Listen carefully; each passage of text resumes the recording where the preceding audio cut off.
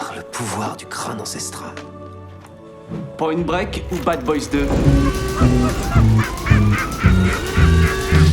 Attrape le chat!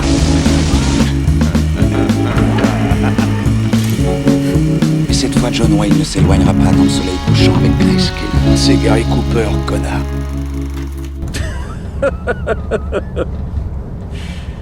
Je déconne.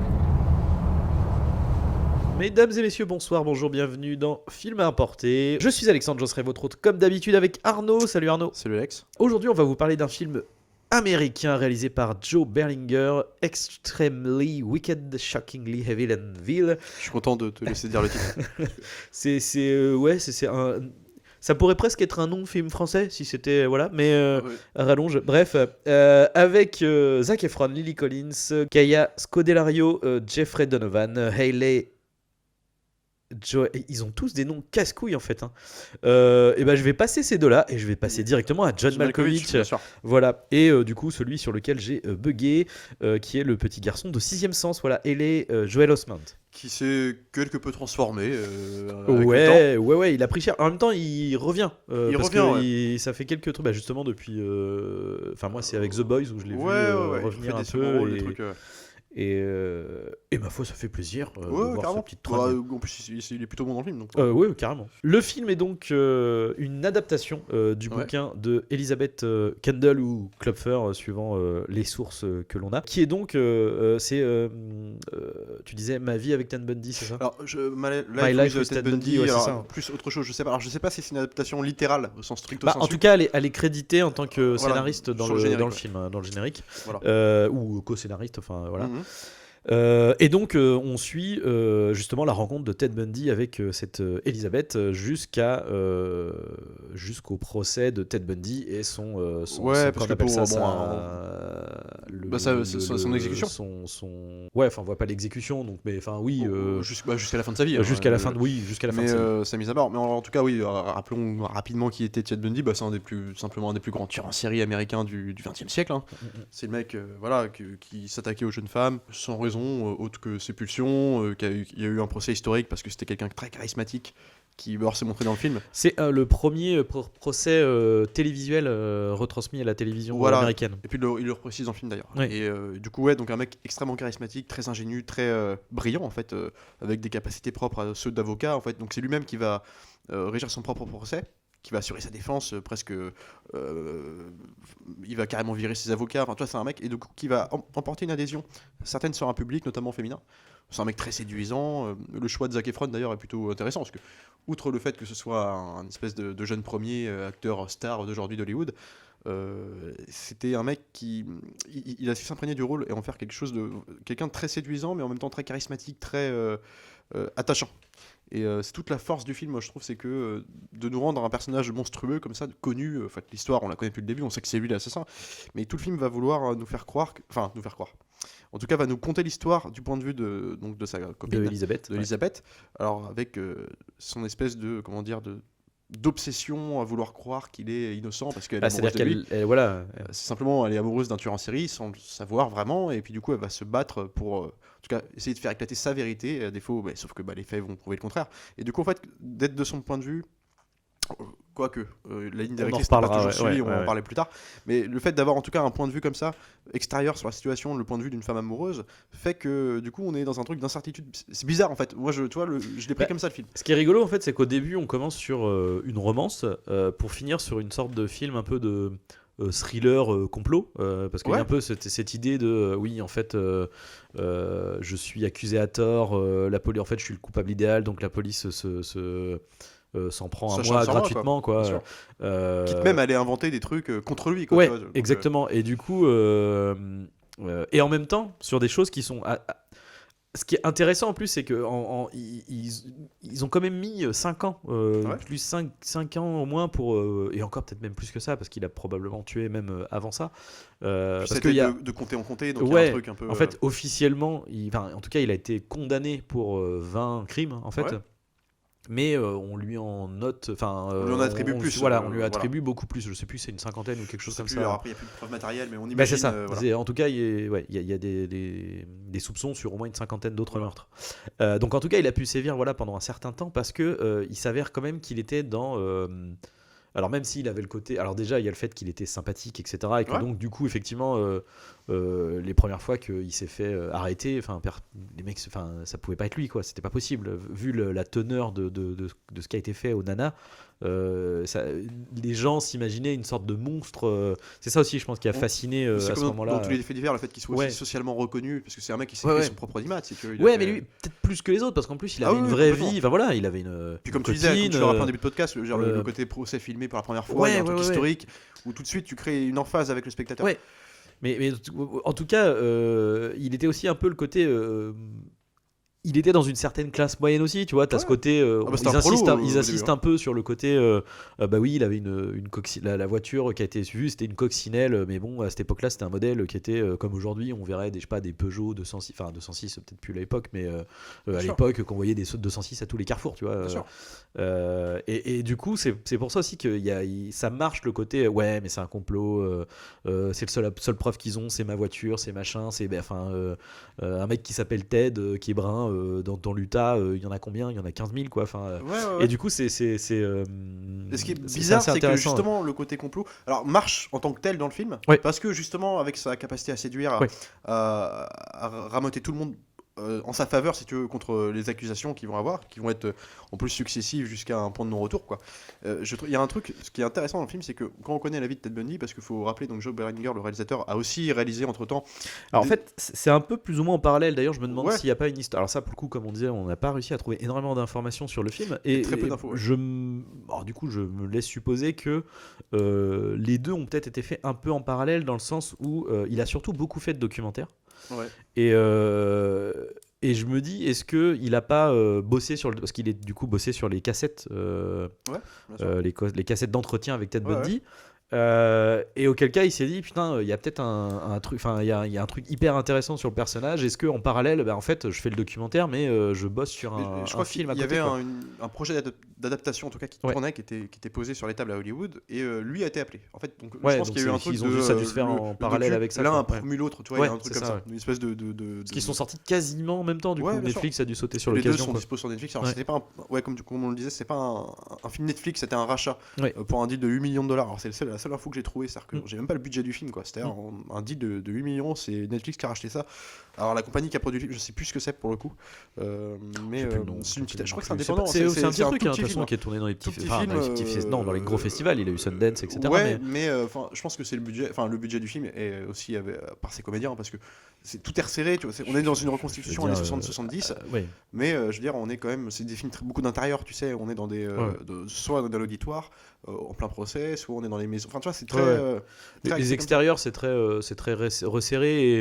Et d'ailleurs, je me suis posé la question. Puis on reste dans l'intimité des persos, donc ouais. c'est très caméra très. Je crois qu'il y a des décors. Enfin, je me suis fait la réflexion. Ça me faisait penser à ça. Je me demande si c'est pas des studios ou c'est des possible. quartiers et que du coup C'est ils ont possible, tourné dans ces trucs-là, quoi. Mais du coup, voilà, en tout cas, tout l'axe du film, c'est de nous narrer cette histoire, Ouais. donc, mais en évacuant tout ce qui aurait pu, comment dire, être une valeur sûre pour le public. C'est-à-dire, on veut voir un film de Ted Bundy, on veut voir ses On va voir. crimes. Voilà, c'est ça. Et va là, jouer on sur, évacue, c'est prendre le non. recul. Enfin, l'idée brillante, c'est d'adapter ce bouquin et d'en faire une histoire d'amour, mais somme toute au début classique, mais en fait qui prend toute une envergure, une autre envergure quand on sait la vérité. Et en fait, ce qui est malin, c'est que cette vérité, moi en tant que spectateur, je l'oublie en fait. Dans Oui. le film. C'est de cette Et capacité pourtant, à nous faire c'est-à-dire que douter. quand de se dire que on peut-être qu'on ouais. s'est gouré, tu vois. Ouais. Non mais toi, c'est con, c'est Bah, logique. surtout quand on se en fait, ce qui se passe, c'est que finalement, on dit pas souvent son prénom, mais c'est quelque part, Non. c'est à ce moment-là qu'on se retrouve, qu'on se reconnecte avec la réalité en mode ah putain, mais oui, c'est Ted Bundy en fait, le mec. Et du coup, tu fais bah oui, non mais c'est lui, quoi. Et c'est ça qui Parce que est. tu vois, les phases de doute qu'on peut avoir, alors qu'ils ne sont pas toujours au travers du personnage de Liz, mais par exemple, nous-mêmes en tant que spectateurs, c'est que ces moments qui sont bien placés, qui sont assez discrets dans le film. Mais par exemple, en fait, dès le début, il nous est présenté comme on suit leur rencontre dans un bar. Où lui vient en tant que gentleman, mais la rencontre parfaite, le mec c'est du séducteur, et il va passer une première nuit avec elle, mais elle lui dit en gros qu'elle veut pas faire l'amour parce que voilà, elle teste aussi un peu est-ce qu'il est là uniquement pour le cul ou est-ce qu'il va voilà donc en fait le mec puis accepte. C'est une femme au foyer seule avec une enfant. Avec une petite fille. Alors, mais tu vois, tous les petits moments qui pourraient créer de la tension. Par exemple, elle se réveille le matin, justement après cette nuit où il a accepté de dormir à côté d'elle. Elle se réveille, elle est tout seule dans le lit. Il est plus là. Et alors là, du coup, le réflexe humain d'une mère qui est en panique, elle se dit, elle flippe. Est-ce qu'il est parti avec le bébé? Qu'est-ce qui se passe? Et puis elle descend. Puis en fait, le mec est en train de cuisiner, tu vois, avec le petit déjeuner. Le petit déjeuner avec le bébé qui est installé. Et du coup, il est génial ce mec-là. Enfin, il y a un truc comme ça. Et donc ça, c'est malin, c'est classique, convenu. On a déjà vu ça plein de fois. Sauf que les petits moments, j'en pense à un autre par exemple où ils vont décider d'acheter un chien parce que leur relation évolue, puis ils vont dans une animalerie, ils voient le chien, et puis alors le chien est tout doux avec Lise, enfin en tout cas il le regarde d'un air chien, tu sais, les yeux un peu abattus comme ça, puis dès que le regard de Zac Efron, donc de Ted Bundy, se pose sur le chien, qui jusqu'alors son regard était posé, il ne regardait que sa copine parce que tu sentais que le chien il s'en foutait un peu, il le pose sur le chien commence à avoir un geste de recul, tu vois, de grogner, de peur et toi t'as rien de plus, toi, mais c'est des petits moments où en fait on te rappelle que putain, il y a quelque chose de dangereux chez lui qui n'est pas perceptible par nous-mêmes spectateurs parce que en tant qu'humain on tombe dans son panneau en fait, dans son truc de il nous séduit, mais il y a quelque chose de rationnel que les chiens sentent ça, tu vois. En fait, ce qui est de toute façon c'est le point central du film, hein, c'est, je pense que l'idée c'était justement de nous faire ressentir cette notion qui a effectivement beaucoup de faits divers, de meurtriers, de tueurs en série, etc. Pour certains d'entre eux, il y avait ce côté, mais putain, mais jamais je me serais dit qu'il était capable de faire ça. Et là, il y a ça, quoi. Il y a ce truc de... C'est le gendre idéal, et en plus très propre à Ted Bundy. Lui, c'est l'archétype de ce tueur-là ce qu'on appelle, voilà, c'était il me semble son surnom c'était le gentleman meurtrier. À tel point que dans la vraie vie, justement, enfin dans la vraie vie, c'est-à-dire que le film occulte ça. Moi, je trouve que c'est intéressant de l'enlever justement pour faire un truc vraiment. On est sur une note, c'est l'histoire d'amour. Ça, je trouve que c'est assez efficace, mais il n'empêche que ce mec-là s'est lancé dans la politique quand même. C'était un personnage public de l'Utah. C'était peut-être pas l'Utah, mais un autre. Je sais plus de quel contexte, en tout cas il avait ses propres articles de journaux, enfin un mec son nom tournait et était connu, donc c'est aussi quelque part alors aussi dans les faits divers on peut se rendre compte de ça, mais c'est même dans une pure approche psychologique des personnages comme ça, des tueurs en série, c'est qu'il y a aussi un aspect mégalomane au personnage. Tout séducteur qu'il est, il ne l'est pas pour rien, c'est-à-dire il fait son show dans tout le long du procès, mais même avec les rencontres qu'il fait, avec tout n'est que représentation.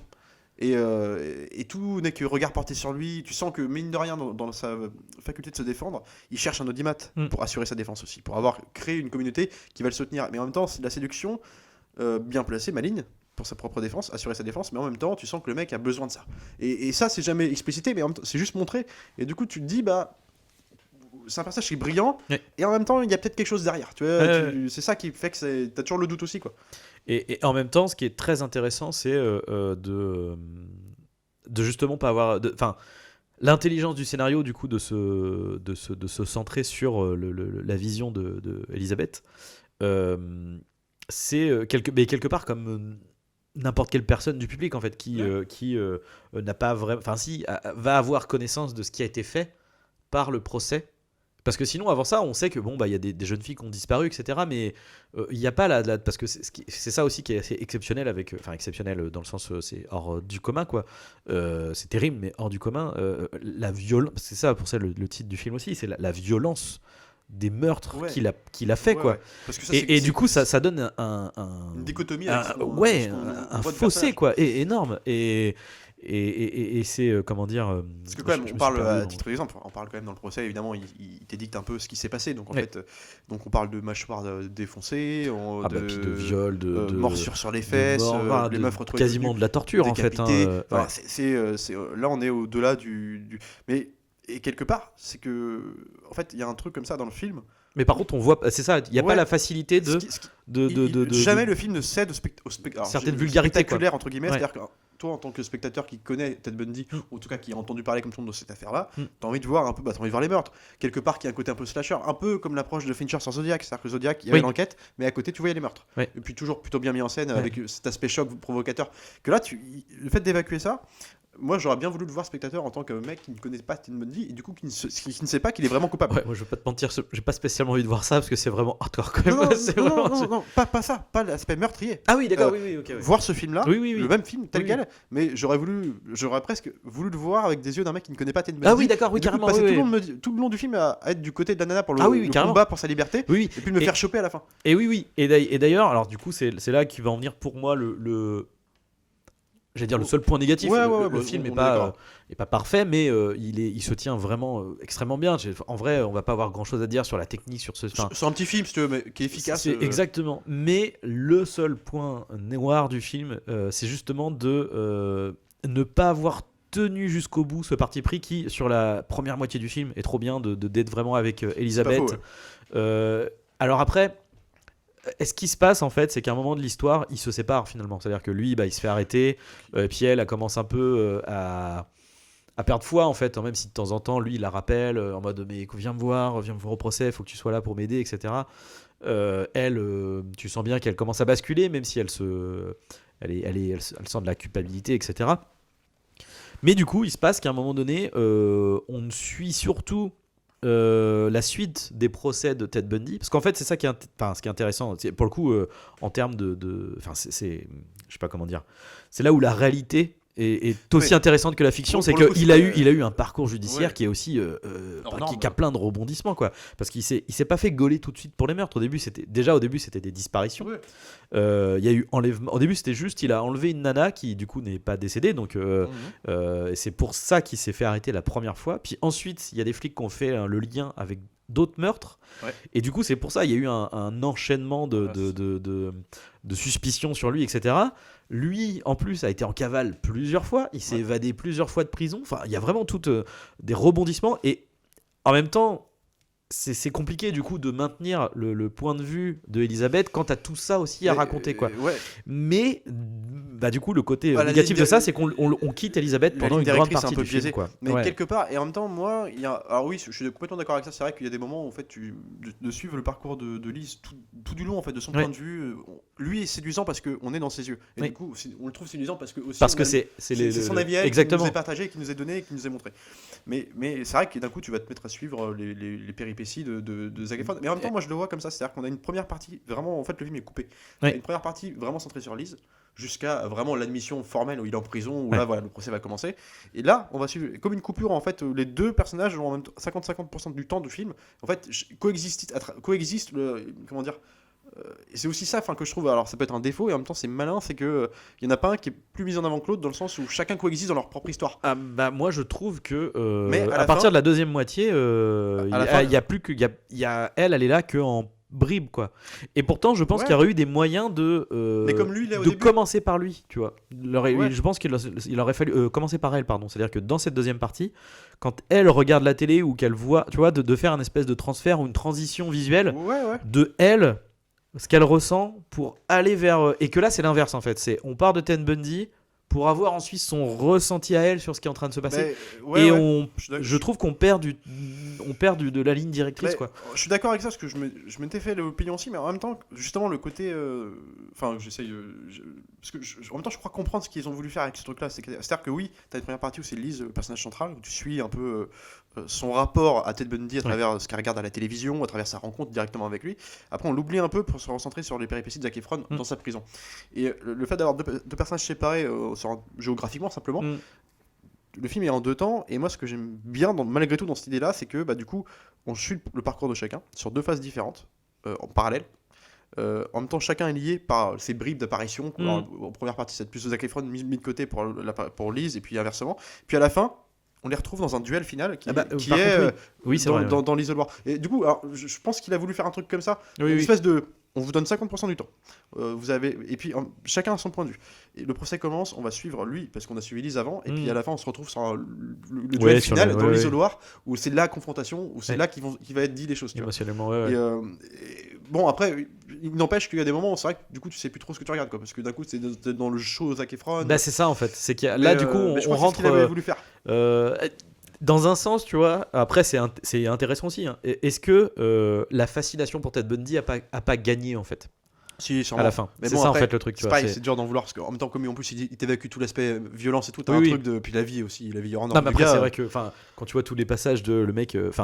C'est comme on dit, on a coupé la politique. Quoi. Ouais, Genre, ouais. C'est des trucs. Le mec qui saute de la fenêtre pour s'évader, qui arrive à cavaler pendant une semaine, puis après Puis là, il arrive à s'échapper par le la lumière là. ouais, alors par contre là où c'est plus propre dans le truc, en fait c'est le conduit de merde qu'on appelle ça. C'est la fosse septique, c'est vers la ouais. Bah c'est comme dans les évadés quand ils sont en prison. Ouais, c'est ça. Et donc du coup et là en plus la cavale elle dure plusieurs mois je crois après quand il se barre mais toi un truc que j'aime bien. Et c'est là qu'il va faire du coup alors j'imagine que c'est comme ça que c'est passé, mais je pense qu'ils l'ont aussi un peu cowboyisé entre Ouais, guillemets. bien sûr. Et quand il s'évade la première fois, il saute d'une fenêtre simplement. En plus, j'aime bien comment c'est amené parce que il y a un côté où on se moque un peu des flics aussi à ce moment-là. Oui. Le mec il sort, il s'évade et puis alors, c'est vraiment là il est filmé comme il s'appelle ah putain oh non. James Dean, tu vois. Oui. Le mec qui sort, avec le bandeau rouge et tout. Mais c'est presque la provocation jusqu'au bout, tu vois. Et j'aime bien, et ça colle complètement à la personnalité du mec. Et en même temps, ça aussi, il est filmé comme putain, ouais, mec, tu t'es évadé, vas-y, c'est pas toi, on sait que t'es innocent. Oui, carrément. Et du coup, ça joue toujours là-dessus, sur cette corde sensible. Et même là où ça fonctionne bien pour cette idée, juste avant le meurtre horrible pour lequel il va d'ailleurs finir par plonger en Floride, j'ai oublié le nom, mais bref, le massacre de des étudiantes là, bref. Et justement, t'as le passage où du coup, là, il vient de s'évader. Donc t'as le côté un peu héros quoi, le mec qui s'est barré et tout, il a réussi. Il croise des nanas qui se retournent sur lui. Et puis il y a aussi le fait que jusqu'au bout, il va nier que c'est lui quoi. Et puis, dans le film, non, il va y avoir un petit truc, mais oui, enfin à toute fin, mais il n'en démord jamais. Exactement. Il y a un truc quand même de. Et donc t'as ce truc de héros premier degré qui est là, puis qui arrive à sortir quand même avec deux nanas et tout, il se fait une soirée et tout, là tu fais ok, et là boum, parce que plan noir, et puis bim, bon bah là il y a eu un meurtre où tu vois aux infos et tu vois le truc ouais. et tu fais. Il y a toujours un truc c'est chaud pour quoi. te ramener à tu vois ce truc de culpabilité d'avoir une affection pour ce mec là. Mais en même temps vu que tu le vois pas, c'est ça qui est hyper perturbant. Tu dis que c'est possible, ça te met en doute ouais. Et tu culpabilises d'avoir une affection parce que quand même c'est potentiellement c'est vrai qu'ils ont quand même en plus ils ont des preuves quoi. Il y a un truc qui est flagrant tu vois. Mais en même temps quand on parle aussi de charismatique et bon là c'est propre au personnage de Bundy mais je trouve que Efron le porte très bien sur ses épaules, c'est que justement il n'est pas charismatique uniquement dans son dans sa force de persuasion, dans sa capacité de dynamique dans le spectacle, à charmer tout le monde, c'est qu'aussi il assure son terrain, enfin il assure sa défense tout seul, c'est-à-dire que le mec jusqu'au bout il va nier, mais avec une force de conviction qui trompe tout le monde presque. Je veux dire, même sauf le jury final. Sauf le jury final, mais tu vois il y a le juge, qui va être joué par John Malkovich, même lui. Alors pourtant présenté comme quelqu'un qui a le mec pro du barreau, enfin tu sens que le mec a eu à traiter des affaires de ouf, tu vois. Et d'ailleurs ce qui est marrant c'est que les dialogues sont complètement pompés, enfin du coup pris sur la réalité. C'est vu que ça a été filmé, et puis dans les on voit les parallèles, et en fait tu sens qu'il y a une espèce de rapport de comment dire au début de défiance, mais presque après de respect dans l'altérité. Enfin il y a un truc genre le mec t'es brillant, parce qu'en gros il lui dit Malkovich lui dit vous êtes brillant je vous aurais vu en tant qu'avocat parce que vous êtes brillant, vous êtes un joueur, il se marre presque à ses propres provocations. Il y a un truc de respect, je dis respect pas au mauvais sens du terme, dans le sens où voilà le mec il y a une espèce de jeu de tirade entre eux qui fait qu'il y a une sorte de fascination qui s'exerce même au sein des jurés et enfin surtout du juge. Mais du coup ça donne un truc où le procès, il y a une dynamique dans le procès qui est en plus interminable, et en fait c'est un jeu de théâtre quoi. Tu te crois au théâtre dans le film. Mais en même temps c'est je trouve que ce qui est assez intéressant c'est que on ressent en fait, c'est terrible parce qu'on parle d'un mec qui est enfin vraiment qui a commis des monstruosités, mais dont on te dépeint et dont on te montre ses côtés aussi humains quoi, vraiment c'est tout l'aspect humain viscéral du projet aussi, c'est quand même et c'est mais en même temps c'est justement ce qui était la réalité aussi. Voilà, c'est ça. Voilà. Et alors du coup ce qui est intéressant vis-à-vis du par rapport au réalisateur, parce que du coup ce qu'on disait c'est que il a surtout fait du docu. D'ailleurs surtout fait du docu en relation avec des faits divers comme ça. Je crois qu'il a fait par exemple 2 docus sur des enfants qui ont commis des meurtres, sur d'autres tueurs aussi, d'autres voilà. Mais il a aussi fait des trucs style, je crois qu'il y a un documentaire sur Metallica, etc. Enfin, c'est un mec qui s'est longtemps reposé sur le docu. Ouais. Mais donc du coup ce qu'on disait, il y a un problème, c'est qu'au niveau de la fiction, son seul fait d'arme c'est Blair Witch 2, du coup le livre des ombres, un grand chef-d'œuvre, n'est-ce pas, et bref, et du coup ce qui est intéressant c'est que tu sens quand même que là, enfin tu vois, genre en 20 ans la différence entre un téléfilm, un DTV pourri Et là, un truc où tu sens, en fait, tu sens le côté documentaire. C'est en fait. tenu quoi. Tu sens le côté où je sais pas comment Bah, dire, c'est- il a c'est- vraiment c'est réussi beaucoup- à choper C'est beaucoup ce. de caméras portées, tu vois. Ouais, C'est pas des bien grands sûr. films Ben il non, y a non, pas non. des grands travelling dans le Mais film. non, tu non, vois, mais c'est- justement, tu vois, il a réussi à choper ce truc qui fait la sensation de réalité, en fait, Ouais. la sensation de réel Bah, dans un film, quoi. Ce petit sel que Dans tu une trouves dans fiction. un fait entrer l'accusé par exemple. Ouais. Il y a un truc comme ça Ouais. de presque en même temps d'un romantisme un peu exacerbé, un peu comédie romantique anglaise, il y a un truc très classique là-dedans. Ouais. Et en même temps toujours tu sais filmé caméra flottante, tu sais, Ouais. il y a un truc donc ça c'est vrai, mais surtout j'ai envie de te dire après pour revenir sur Blair Witch Jones, ce qu'on disait tout à l'heure, enfin on pourrait se mentir aussi, tous les jeunes réalisateurs au Oui, début oui, qu'on commence on leur par demande après, de faire des petits films d'horreur parce que c'est plus facile et en plus ça c'est normal de faire. potentiellement ramener un peu de thunes. Ouais. Et puis derrière on te laisse faire tes projets. Ça, tu sens que le mec a clairement fait ça. Blair Witch était le plus grand succès à l'époque, film indépendant. Voilà, le film est nul, hein, mais c'est un grand plaisir d'ailleurs parce que c'est vraiment une catastrophe, mais il est rigolo dans ce côté gothique outrancier, quoi. Mais voilà, enfin bon après voilà, le mec il a fait du docu surtout, mais je pense que le fait d'avoir fait tous ces docus là ça l'a armé pour ça. C'est ça, c'est Parce ce que je dis. Tu ressens tout C'est ça, ça. quoi, donc Tu sens l'expérience acquise sur ce truc-là, et du coup là, tu sens c'est. une vraie fascination parce que la Ouais. fascination que exerce le personnage et que nous on a en tant que spectateur, en tout cas moi ça marchait sur nous, c'est que c'est aussi tu sens que le réalisateur est passionné par tout Oui. ça. Il a pas fait des docus pour rien, mais c'est qu'il y a un truc il a capté, je trouve, un truc, et c'est en ça que je trouve le film est plus intéressant dans ce qu'il raconte dans le fond que visuellement. En tout cas, c'est parce que bon, il est très efficace, mais aussi très simple. C'est un film vraiment assez simple, mais là, je trouve que il a capté ce truc qui nous fait nous passionner au tueur en série. Pas seulement. Ouais, c'est ça. C'est Ouais. pourquoi, c'est à quel moment ça déraille. Ouais, c'est Et- ça. Et jusqu'à même l'expliciter dans un dialogue, carrément, on s'est dit dans un dialogue à la fin, Malkovich, au moment de rendre son verdict, donc à la fin, il est exécuté sur la chaise électrique, mais il lui dit, mais moi, vous savez, enfin, genre, vous aviez tout pour vous. Moi, genre, Ouais. lui-même, tu sais, il présentait quand même qu'on a vu, hein. Ouais. Il dit, je comprends pas, enfin, j'arrive pas à comprendre où ça déraille, quoi. Comment ça, vous aviez tout pour vous. Enfin, Ouais. j'aurais adoré vous voir continuer à faire votre avocat, à faire votre spectacle à la cour. J'aurais apprécié travailler avec vous, Ouais. contre vous. C'est du gâchis. Ouais. J'arrive pas, il comprend pas. Et c'est ce truc-là de pourquoi ça déraille. Mais ce qui est intéressant aussi, c'est que c'est pour ça qu'il faut aussi le mettre dans le contexte de historique. C'est-à-dire que là, à ce moment-là, le terme tueur en série n'existe pas. Voilà, mais comme tu le rappelais tout à l'heure, Ces figures-là, en fait, sont. C'est peut-être même un des. Oh, il y a Ed Kemper, je sais plus si c'était. Mais même Ed Kemper n'était pas considéré comme un tueur en série à l'époque. En fait, Mais- c'est le début des profilers. comme Mais tu oui, c'est racontais. ça, c'est le début Ouais. des profilers. Mais c'est. Du coup, c'est. Oui, en fait. Et ça a été inventé par eux, il il me semble. Hein, que... Bah, c'est les mecs de Mindhunter, oui. Ouais, ouais, bien sûr. Oui, bien sûr. Enfin, de Mindhunter, on s'entend, La création originel, de- quoi, voilà, l'équipe voilà, du c'est FBI, voilà.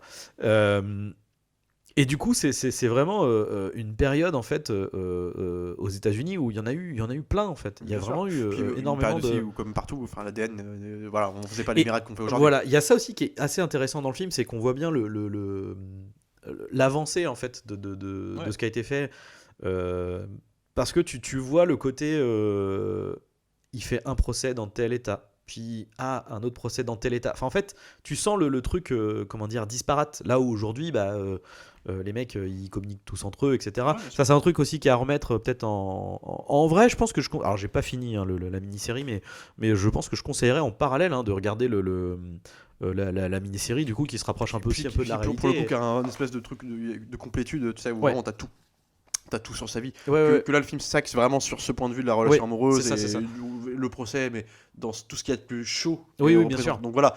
Mais oui, effectivement, il c'est est un plus complément complet. important. Ouais. Mais du coup, c'est hyper intéressant de voir ce truc-là. Heureusement, aujourd'hui, ça serait plus possible Bah, le d'avoir mec un se mec serait fait comme, choper plus voilà, vite, comme oui, Ted bien sûr. Bundy qui aurait fait une vingtaine de. Enfin, non, le mec se serait fait gauler au bout de 3 meurtres. Puis c'était un tueur qui était mobile aussi. Alors c'est ça, dans le sens où voilà, c'était de comté en comté, c'était pas restreint sur un seul coup. Donc voilà, les mecs ont galéré, mais après bon, je vous dis, c'est quand même à défaut d'être dans l'ADN, c'est quand même ce qu'il a fait vraiment. Ils avaient d'autres preuves entre guillemets, mais la preuve matérielle, enfin vraiment la plus organique, la plus criarde, c'était son. Parce que dans un des cadavres, on a trouvé. C'est pareil, il faut imaginer ça. C'est-à-dire qu'une meuf à poil, dans une position un peu incongrue, quoi, avec une morsure sur les fesses, dont on a découvert qu'une des dents était un peu hachée et fissurée. Et en fait, en moulage de dents, on a vu que c'était la dentition, en tout cas à cette époque-là, de Ted Bundy, qui a dû depuis se refaire les dents. Mais enfin, tout concordait, mais là, c'était une preuve vraiment scientifique pour le coup. Et là, du coup, on te le rappelle, on te le renvoie ça dans le procès, avec lui qui est en plus à ce moment-là présenté comme séducteur, parce que il vient de rameuter un peu, il y a toutes les nanas qui sont derrière à crier son nom avec des yeux amoureux, quoi. Ouais. Et là, on te ramène ça. Alors lui, son nom ne démord pas, alors tu sens qu'il est un peu... mais bon, il va parler. Est-ce que vous êtes sûr qu'à cette époque, j'avais ces dents-là Puis là, il fait venir lui-même une témoin à la cour. Bah, on est sortis ensemble à ce moment-là. Mais bon, le simple fait d'avoir montré cet élément dans l'enquête te fait dire que... Ah ouais, mais attends. Calmons-nous là. Parce que là, on l'aime bien, mais alors attends, Mais là, qu'est-ce qui se passe là? C'est foutu là. C'est quand même aussi ça, c'est ce que je disais tout à l'heure, c'est qu'il y a des éléments d'enquête, des trucs, c'était une barbarie sans nom, quoi. C'est pas seulement un mec qui liquidait à bout portant des nanas, tu vois. Oui, et puis en plus, c'est ce qu'il y a en même temps un peu qui va aussi en contradiction avec l'intelligence qu'on suppose de ce mec-là, parce que là, en tout cas, quand on te le présente dans le film, puis même, tu vois, le mec qui assurait, quand même, assurait lui-même sa défense, etc. Tu dis que faire ça, c'est potentiellement donner une trace de ta vie. C'est ça, quoi. C'est que là, du coup, le mec, il a laissé un indice, voilà. Mais du coup, ça laisse aussi présager d'une certaine, je vais dire monstruosité, mais tu vois, le côté sauvage, tu vois, ça ramène à la bassesse en fait, qu'un homme de sa pulsion, tout brillant soit-il, peut être en proie à des pulsions morbides, mais en fait, la bassesse de l'esprit humain, mais toute la monstruosité de l'homme. Enfin, il y a une phrase qui était bien pour ça, et je vais citer, c'est con, hein. C'est dans un film, Rob Zombie, le remake qu'il a fait d'Halloween, le docteur disait qu'en gros, à chacun de nous, il y a une part sombre, que chacun la plupart arrivent à contrôler et d'autres se laissent complètement submerger. Mais ça, et en fait, il y a un truc de dire que ça dépend du parcours de chacun. Alors pour le coup, je me rappelle plus du parcours de l'enfance de Ted Bundy. Alors c'est ça qui est intéressant du coup dans le. Après, on dérive sur le documentaire, mais en tout cas, ce qui est intéressant dans le documentaire, c'est que et c'est ce qui est aussi une énigme entre guillemets, parce que d'ailleurs on voit sa mère, tu vois, qui nous apparaît. Et même, je n'ai pas souvenir d'une enfant. C'était des prolos, mais pas d'une enfance malheureuse. Alors non, par contre, il y a eu un truc quand même qui est assez perturbant. C'est qu'en fait, quand sa mère l'a eu, elle était seule, elle vivait chez ses parents. Et à l'époque, c'était mal vu en fait d'avoir un enfant. Donc en fait, pendant ces 3-4 premières années, Ted Bundy pensait que sa mère était en fait sa sœur et que ses grands-parents étaient ses parents. Peut créer un désordre émotionnel. Voilà. Et du coup, au bout d'un moment, finalement, il a fini par le savoir, quoi. Et donc, bon, il y a eu ça, qui est quand même, tu vois, là, il y a quand même un potentiel de traumatisme. Mais hormis ça, il n'y a pas de violence présupposée. Alors, il y a une histoire avec le grand-père qui était peut-être un peu violent, mais plus sur la mère que sur lui. Mais en tout cas, il était témoin dessus. Voilà, mais lui en lui-même, il n'y a pas eu de. Ça n'a rien à voir avec Ed Kemper, par exemple, où lui, son enfance a été horrible. Non, mais voilà, parce que souvent, quand tu regardes le parcours criminel, c'est soit des mecs qui ont. Non, mais je caricature, pour mais beaucoup, des gens qui ont été violés, ou alors des gens qui ont été frappés. Complètement. Ou des gens qui n'avaient pas de thunes, qui étaient dans une famille nombreuse, tu sais, avec. Il y a toujours une explication plus ou moins rationnelle, qui n'explique pas la violence des actes. Et c'est ce qui fait aussi la fascination pour ce mec-là, c'est que c'est quelque part, ça fait partie de ces. C'est l'énigme que dit Malkovich, quoi. C'est le juge, je lui dis. Qu'est-ce qui se passait, quoi? Qu'est-ce qui s'est passé? Quoi? Pourquoi? Parce que, en fait, lui, dès le début, il joue aussi un peu avec lui. Il se laisse prendre au jeu en même temps. Surtout quand l'autre il arrive, et puis cette scène est super cool quand il lui. Merde, l'autre il fait non, mais l'autre il est en train de dire un mensonge là. Il regarde son avocat, il fait objecter là. Dites objection. Et l'autre il veut pas, il dit rien et tout, donc il se lève et objection et tout. Puis il annonce l'argument de là tel truc, il fait de la fabulation. Enfin, en tout cas, il n'y a pas de preuve, etc. Puis là, t'as le juge qui le regarde et puis objection accordée quoi. Enfin, il a raison quoi. Donc, en fait, il joue aussi avec lui dans le sens où il lui fait. J'ai le sentiment que ça donne, en tout cas, c'est le sentiment que doivent donner aussi les juges, pour participer au débat et que l'autre puisse parler. Il doit être impartial. Il puis il n'y a pas le choix. Aussi montrer une certaine forme de confiance, avec une confiance dans le débat. Mais quelque part, ça donne l'impression quand tu regardes le film, en tout cas ou le procès, c'est que le mec est sympa, joue aussi le côté sympa avec lui, le côté bon, je te laisse faire tes shows, après tout, ça divertit tout le monde, pourquoi pas, mais en même temps, je t'écoute de mon coin. Et puis à la fin, en fait, quand il lui dit, je suis désolé pour vous, en fait, t'as l'impression que depuis le début, il savait depuis le début, bien sûr. Mais il voulait voir comment juste simplement il essaie de s'en sortir. Il le dit, alors j'imagine, comme c'est plutôt au niveau des dialogues plutôt proches, en tout cas on a des extraits à la fin de quasiment copier-coller. Alors je sais pas s'il y a que quelques extraits qui sont copier-coller en termes de dialogue ou si tout le film est comme ça. Je sais pas non plus. Mais en tout cas il y a une autre scène qui est assez intéressante pour ça, où justement il commence à partir dans son show et en gros c'est quand t'as l'expert l'expert justement des dents machin, et il commence à lui dire oui mais est-ce qu'on est sûr que c'est vraiment quelle qualité d'expert c'est quoi. Puis l'autre le calme tout de suite en disant écoutez genre c'est nous la justice de l'Utah de la Floride qui avons choisi cet expert, vous inquiétez pas, il fait très bien son travail, on sait très bien quelle est la qualité scientifique de son travail. Et en gros sommet, je sais plus comment il lui dit, mais il y a un truc à base de écoutez vous parlez bien etc, ça fonctionne mais vous n'êtes pas tiré d'affaire pour autant. Ouais, puis même des fois il parle pas, il écoute juste, et dans son regard tu sens genre je sais, mec, c'est toi, on le sait, là c'est niqué quoi. Juste, je te laisse faire ton comment tu vas essayer de t'en sortir. Et c'est ça ça marche aussi ça. Et tu sens que le public aussi est dans cette optique là, réagit beaucoup à ce qu'il dit etc. Ouais, bien sûr. Mais c'est une dynamique, mais c'est pas ça, c'est une pièce de théâtre et c'est assumé comme tel. C'est-à-dire qu'il y a cet aspect réaliste, un peu docu, presque filmé, caméra à l'épaule, on est toujours proche des persos. Puis en même temps, il y a cette volonté aussi de créer un vrai spectacle à l'intérieur même du procès. Ce qui est ouf, hein, parce que genre pour nous, je trouve qu'en France, on est à milieu de ce genre de choses, et dans la manière dont les procès, etc., sont abordés, c'est quand même surréaliste. Et même la manière dont la scène, là pour le coup, pareil, il y a alors je sais plus si c'est dans le documentaire ou dans le film qui montre cet extrait-là, mais l'extrait où le procureur, je crois que c'est le procureur, qui annonce qu'il inculpe Ted Bundy en face de lui. Oui. Et l'autre est autour de lui et tout, il y a les journalistes en face et tout, genre hey, vas-y, tu meurs d'envie là de dire ton truc là. Non, vas-y. Et tu sais, les mecs ils sont en train de. Et là, t'as les journalistes et tout, tu fais putain, mais c'est quoi cette scène surréaliste? Et ça s'est vraiment passé quoi. En France, t'as vu des espèces d'élucubration comme ça, mais plutôt à l'époque, moi c'est con, je suis un petit parallèle, mais c'est pour soulever un peu ce truc là, c'est que je regardais des espèces de faits entre l'accusé, moi j'aime bien, je vends cette émission, moi j'adore. Hier encore sur Patrick Henry, c'était le procès de la guillotine, c'était un des derniers qui n'a esquivé la peine de mort pour le rapt d'un enfant qu'il a fini par tuer en demande d'argent, mais il l'a tué avant. Bref.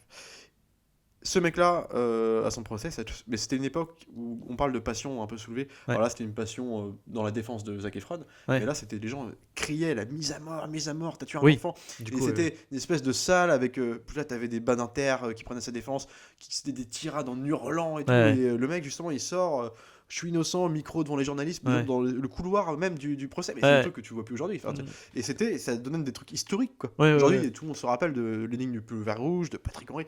Et justement, là, effectivement, dans le film, là, comme c'est représenté, c'est des trucs. Quand on dit pièce de théâtre, c'est que tu te dis, mais c'est what the fuck. Non, mais t'es là, tu fais, non, mais attendez, c'est un procès, quoi. Genre, dans cet ordre d'idée, il faut quand même. Alors, c'est propre à la vie même de Bundy, mais quand même, que même dans le film, ça donne un truc où genre, en plein procès, le mec vire. Oui, son avocat. Son avocat en plein procès, donc l'avocat pas en l'insultant. Oui. T'as ce truc où en fait il se sert d'une nana qui est amoureuse de lui depuis le début, en fait, qui vient le soutenir, et puis il se dit bah peut-être elle peut me servir sur ma défense. Donc il lui fait croire qu'il l'aime et tout, puis en plein procès. Il lui fait croire qu'il la met enceinte, etc. Ça va loin. Tu sens que c'est un piège. Tu sens que bien sûr. Il aime Lise. Alors après.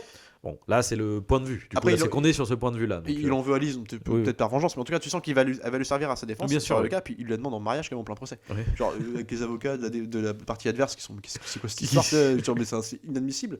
Puis t'as l'autre qui est dépité, Malkovich, qui fait bah oui. Vous avez le droit. Bah oui, j'adore parce que l'autre il fait bah ouais, mais selon le truc, j'ai le droit de faire ça et tout. Bah ouais. Mais tu sens qu'il est genre blasé, le petit con, tu vois, il nous a eu, tu vois. Mais voilà, mais c'est ça que c'est des trucs.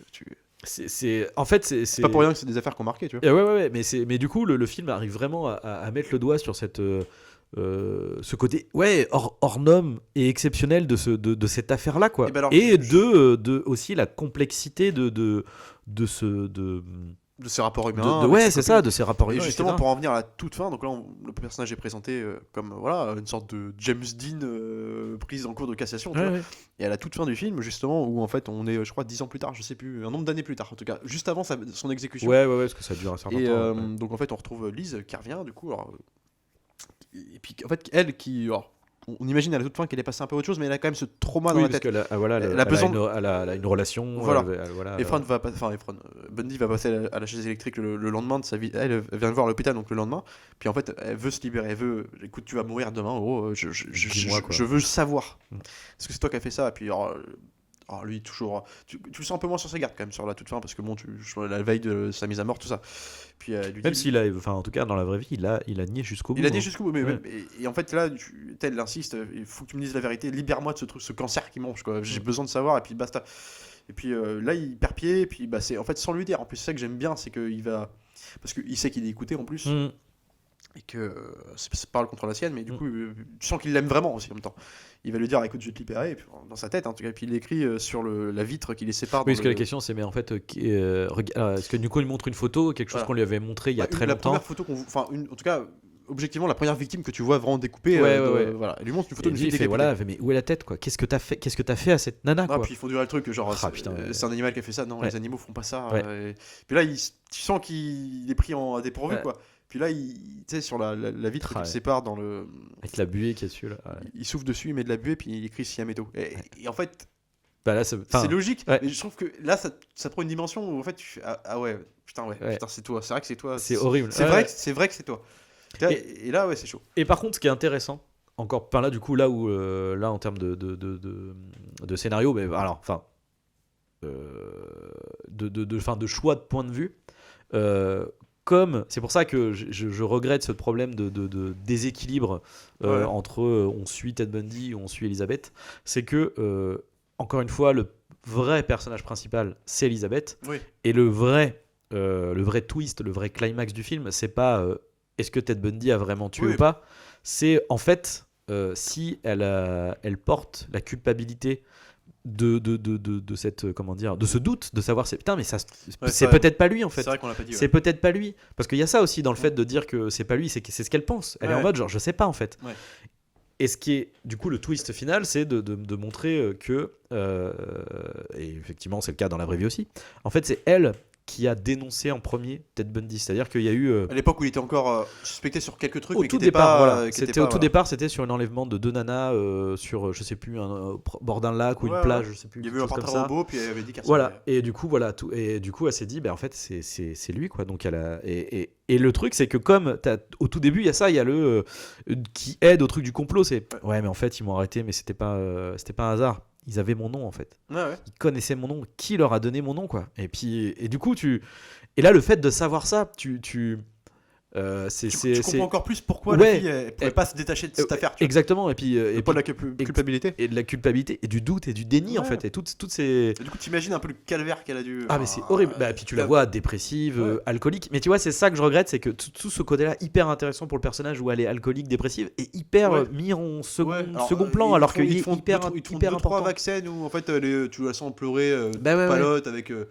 Son collègue Needy là, qui va est en devenir, friendzone quoi, qui va devenir son copain à la fin, mais bon la pienne, hein, mais bon toi le mec vient et pour la soutenir, tu sens qu'elle est malheureuse, mais c'est un peu expédié en effet, mais paradoxalement ce que j'aime bien c'est que en gros lui le personnage de Efron se rattache, enfin de Bundy se rattache à Alice tout le temps, même si lui en parle rarement, mais tu sens que c'est des petits moments où il a besoin de lui parler, et moi j'aime bien quand il l'appelle et que c'est l'autre qui décroche. Oui, carrément. Ça par contre c'est dental. Parce qu'en plus sa réaction est...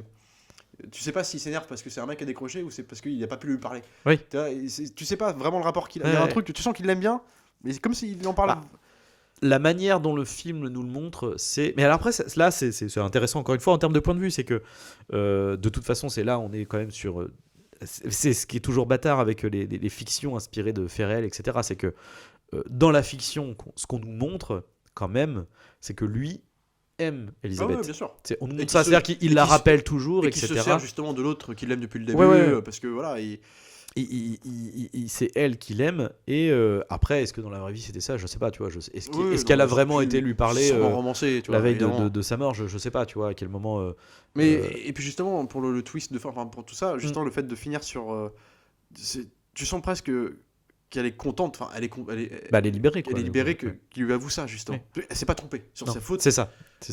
Puis bon non, ça lui permet de se libérer d'un truc. C'est pas libérée, elle est pas coupable d'un truc parce que elle a dénoncé le vrai mec et c'est vraiment lui. Donc en fait même à la fin elle peut partir tranquille quoi.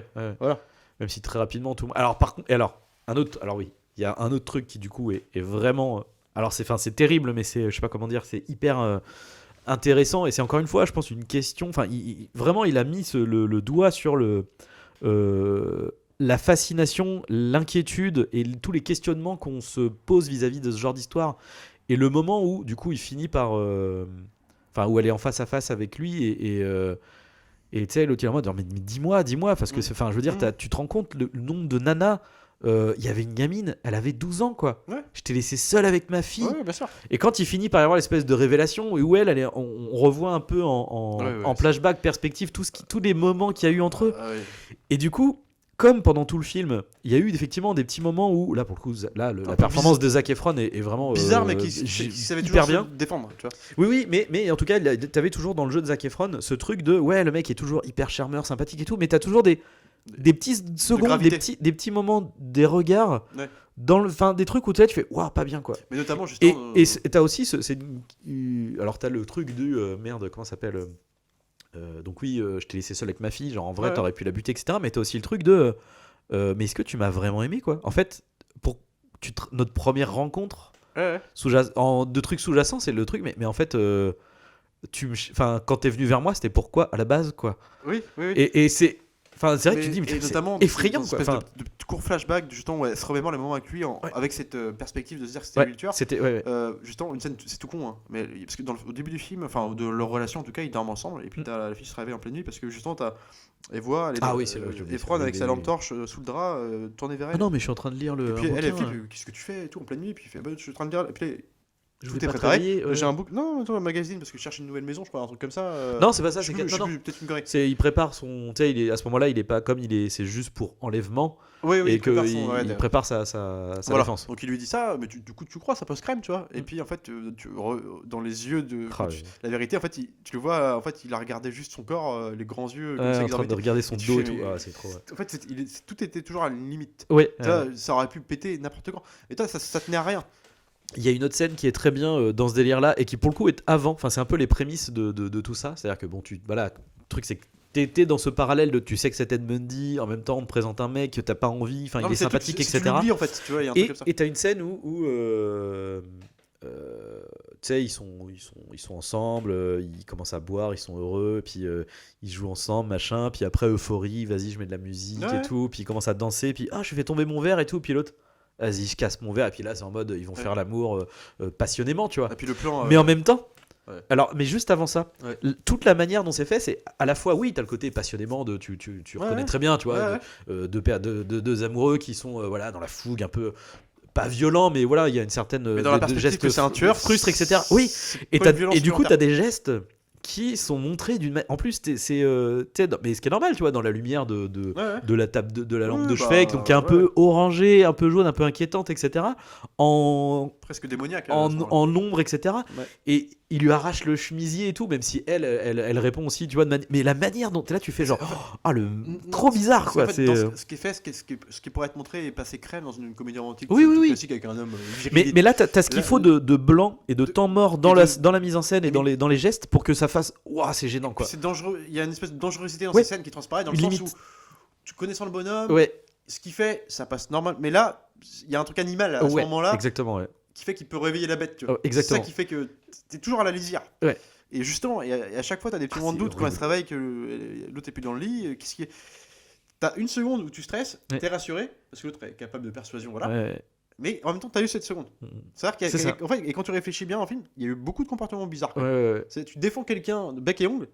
Mais il y a eu des trucs, c'est vrai, c'est bizarre. Et en même temps, tu veux pas le voir. Ce qui est terrible, c'est que oui, t'as c'est ça, c'est que tu quelque part tout était là, quoi, depuis le début. Et c'est ça qui est aussi effrayant. Enfin, en fait, et même toi, tu t'es fait, même alors, en conscience, t'es fait berner, hein, mais t'as pas envie de le voir. Non, t'as plein de trucs, t'as eu plein de petites secondes, genre dans le film, genre.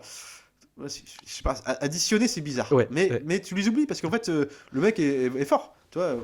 Et c'est comme ça qu'il a berné tout le monde. Enfin, en tout cas, jusqu'à se faire choper, mais c'est ça que le film, je trouve, il n'y a pas beaucoup de films qui pointent ce truc-là. Et un film qui s'axe vraiment que là-dessus, qui évite tout l'aspect spectaculaire. Le côté, parce que ça aurait pu plus marcher que ça. Toi, tu fais un truc avec, tu vois, les meurtres, tu vois la gueule des meurtres. Hein. Tu aurais pu faire un gros slasher post-enquête et compagnie. Il oublie, et je trouve ça couillu, moi, mine de rien. Et de prendre en plus de chercher des mecs comme Zac Efron, qui sont encore considérés, parce qu'à ce moment-là, comme des jeunes premiers, qui sortent avec High Musical, alors qu'on fait d'autres trucs derrière, mais dans des rôles de comédie. Ça reste, il a quand même une image de beau gosse qui est utilisée dans le film, du coup, à très bonne escient. Mais je trouve il le joue très bien. C'est pas seulement un charisme d'acteur, il le joue vraiment bien. Il passe sur différentes notes. Non, franchement, Puis je veux dire, il a une vraie gueule de cinéma pour le coup. Dans ce film grimé comme ça et tout ça, tu t'en rappelles, tu vois, c'est pas seulement. Il a une vraie tronche, quoi. Donc voilà, moi on vous conseille, c'est un petit film, hein, vous attendez pas à un énorme. Non, mais c'est hyper, c'est bien mené, c'est puis pour le coup bien. Alors j'ai parallèle, hein, mais j'étais voir sur Allociné parce que du coup il n'y a pas de critique presse, un truc, en France en tout cas, et il a 4 en fait par spectateur, donc c'est quand même avec un nombre des milliers de critiques, donc carrément. c'est quand même bien reçu quoi. Non. Et du coup, vraiment à mettre en si après, entre guillemets, le personnage de Ted Bundy vous, J'ai vu que t'avais dit vous à fascine. mettre entre toutes les mains. Non, Bon, pas alors, entre quelque toutes part, les- c'est pas violent, mais. Non, mais bon, après, c'est dérangeant quand même. Hein. Mais en tout cas, Ouais. là, si vous, après, le personnage vous intéresse, parce que c'est vrai que c'est quand même assez. C'est vrai qu'ils particulier, c'est le- fourni sur Netflix, le catalogue, docu- ils ont. Il y a la mini-série du coup de Joe Berlinger, du réalisateur également, qui s'appelle du coup, alors attendez, je le lance parce que c'est encore un nom à rallonge, Conversation with a Killer, The Ted Bundy Tapes. Ouais. Et du coup, donc voilà, on vous le conseille, c'est à regarder, c'est Ouais, vraiment. ouais. C'est voilà, ça n'a pas fait grand bruit en tout cas en France, mais je trouve que. Mais non, parce qu'il est sorti en 2019, hein, il sort- 2019, après, ouais, juste ouais, avant en fait, c'est bizarre, la ce film, pandémie, c'est en fait, quand quelque on part. parle, hein, mais, j'en parle aux gens et en fait beaucoup l'ont vu. Tu vois, en fait, genre ouais, c'était puis beaucoup l'ont aimé surtout, mais Ouais. c'est pas un truc qui a fait. c'est pas fait grand bruit, non. Ouais, non, c'était un peu mis de côté, mais franchement, non, ouais, moi c'était une bonne surprise. Puis c'est un film que je peux revoir, tu vois. En plus, il y a un truc, film, tout est resserré, il dure Ouais. 1h40, Ouais, ça va ouais, vite. Je sais pas, il est assez Ils en bien font mené, pas trop. quoi. Enfin, Non, c'est. Ouais. Voilà. Donc voilà, donc. Alors, Donc c'était notre avis sur Extremely Wicked, Shockingly Evil and Vil. je voulais. Non, à rallonge. Voilà, donc on se retrouve pour la prochaine fois. Sur ce, en attendant, continuez de regarder les films, c'est important. Salut à tous, salut Arnaud. Salut Alex.